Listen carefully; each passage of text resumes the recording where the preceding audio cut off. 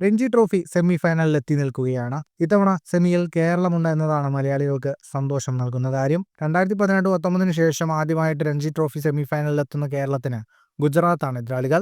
ഫെബ്രുവരി 17 ഗുജറാത്തിന്റെ home ഗ്രൗണ്ടായ അഹമ്മദാബാദിലെ നരേന്ദ്രമോദി സ്റ്റേഡിയത്തിലാണ് semi പോരാട്ടം. പരിക്ക് മൂലം ക്വാർട്ടർ ഫൈനലിൽ നിന്ന് വിട്ടുനിന്ന സഞ്ജു സാംസൺ സെമി ഫൈനലിലും കളിക്കില്ല.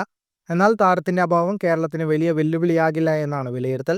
അത്യാവശ്യ ഘട്ടങ്ങളിൽ ബാറ്റർമാരെല്ലാം അവസരത്തിനൊത്തു വരുന്നുണ്ട്. രോഹൻ കുന്നുമൽ, അക്ഷയ് ചന്ദ്രൻ, സച്ചിൻ ബേബി, സൽമാൻ നിസാം, മുഹമ്മദ് അസറുദ്ദീൻ തുടങ്ങിയവരെല്ലാം ക്വാർട്ടർ ഫൈനലിൽ മികച്ച സംഭാവനകൾ നൽകിയിട്ടുണ്ട്. കേരളത്തിന്റെ എക്സ്പാക്ടറായി പ്രതിസന്ധി ഘട്ടങ്ങളിലെല്ലാം രക്ഷകനാകുന്ന സൽമാൻ നിസാറുമുണ്ട്.